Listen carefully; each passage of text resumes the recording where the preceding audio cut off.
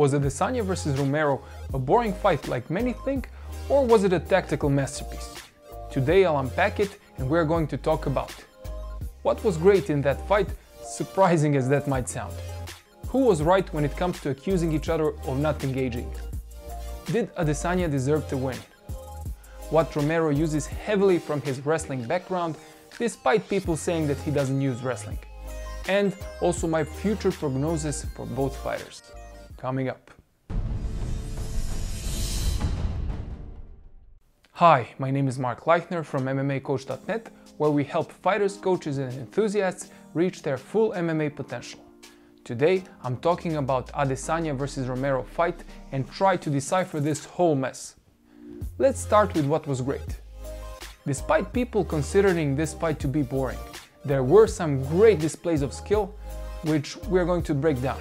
And remember, I'm not saying this from a perspective of a fan, because I don't watch fights that way, but from a perspective of a coach who analyzes fights. I get that fans didn't like this fight, but there are still a lot of things we can learn. Although he did absorb a lot of low kicks to the thigh, he defended most of the shots and countered. The counters were mostly overhand lefts and some of them connected pretty well. Adesanya proved he could take a shot and continued fighting seemingly unfazed. Romero used a lot of blocks that reminded me of 52 blocks system. He blocked or ducked a lot of high kicks, and he was also able to read Adesanya's question mark kick and duck under it. That was particularly impressive since it is very difficult to tell if it's a low kick or a high kick. Somehow he was able to read it, which was incredible. Israel Adesanya was able to land many low kicks on Romero, and because of it, his right thigh looked discolored and slightly deformed with some kind of bumps. Romero never even attempted to hide that leg in a fight, nor did he in any way show that it hurt him. He denied that it had any effect on him in the post-fight press conference, and even danced a bit of salsa to prove it. But knowing full well how those low kicks hurt, and by the looks of his thigh, it must have been very painful. He had a great poker face throughout the fight though.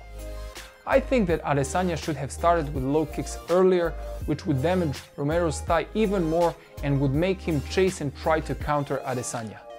That could have potentially created some opportunities for Adesanya's own counters, at least in the beginning when Romero didn't engage at all. Yoel Romero did a very interesting and subtle move to unbalance Adesanya before he tried to knock him out. When you sweep the foot, your opponent must try to regain the balance and drop his defenses, which creates an opportunity for you to attack.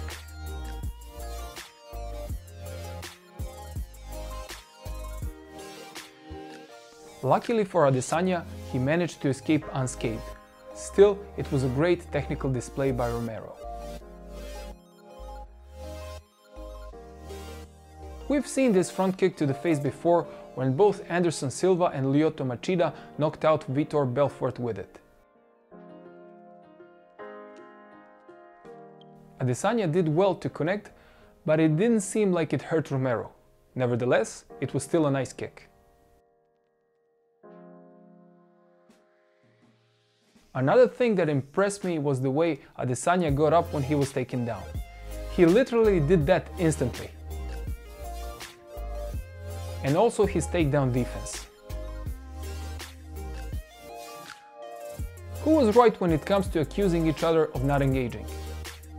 Both fighters have accused each other of not engaging in fighting. Adesanya has said that Romero has been very passive and not giving him anything to work with. And Romero said that Adesanya was running away too much, that this is not the way a true champion fights. So, who was right? Well, both were right. But since it was Romero who needed to dethrone Adesanya, it was up to him to push the pace more and try harder. He did try more during the last 2 rounds, but not enough to take home the belt. He is known for fighting very passive, and by doing that, he gives his opponents a false sense of security and then explodes on them. And oftentimes he knocks them out. Adesanya specifically said that he wanted to stop Romero and knock him out, but he didn't fight like that. While I do understand and appreciate a smart way of fighting, which will reduce the chance of injury, he shouldn't have talked about stopping Romero. He came nowhere near that, and his attempts were very timid. Still, he did what he had to do to win. Romero did go for knockouts, but I guess he expected Adesanya to attack more so he could counter more. Since that didn't work, he should have been more proactive. Maybe he wasn't because he doesn't have the stamina to push the pace constantly, or it's just not his style, but it didn't look good for either of them. If Romero wanted the belt, he shouldn't be angry that Adesanya didn't engage him when he wanted to come close and slug it out. That would not have been wise, and Adesanya knows better. He had 5 rounds to knock Adesanya out, but failed to use all of that time. Israel Adesanya did just enough to retain the title, mostly with low kicks, and Romero was too passive. It looked like a pretty even fight to me, with maybe a slight edge for Adesanya. I don't like the round system for MMA, and I think the fight should be judged as a whole. I think the rules of MMA should change, and I talked about it in this video over here and also in the description.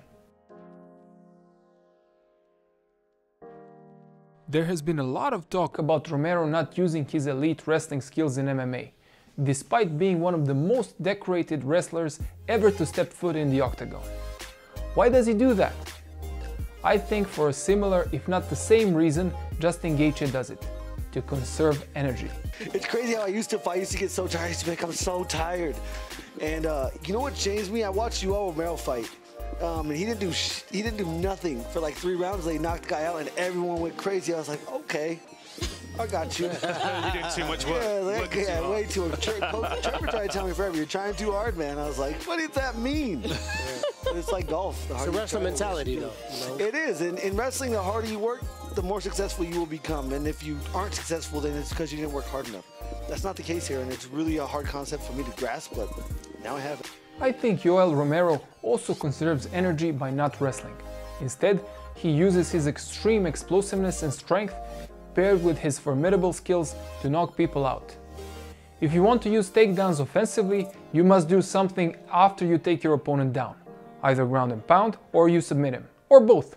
That takes a lot of skill and stamina. I'm not sure if Romero has enough stamina to do that. And I'm in no way saying that he isn't skillful on the ground. He did knock out Machida with elbows from top half guard. And he did pound Jacare from open guard, but I doubt he has the ground and pound skills of Khabib Nurmagomedov or a submission skills of an elite BJJer. That's why he prefers to stand and bang. So what did I mean when I mentioned that he uses something heavily from his wrestling background if he rarely goes for takedowns? What he uses is the ability to formulate a game plan according to his strengths, do what is necessary to win without overexerting himself and getting fatigued, and also to analyze his opponent and find weaknesses. And he has perfected that from decades of wrestling at the highest level of competition. This is one of the most interesting things to me. A wrestler who can stand toe-to-toe with such an experienced kickboxer like Adesanya, who has over 80 kickboxing fights and over 100 fights in total with MMA, and even make him overcautious about getting knocked out. That comes from his insane genetics and talent, but also from a lifetime of wrestling and being a part of the Cuban Olympic program. It is difficult to tell what will happen with Romero next. He must be very disappointed because he lost the last 3 fights, and many people, including him, thought he won those fights. There is a possibility of UFC cutting him, but I don't believe they will do that because he usually has exciting fights, despite his energy-conserving style.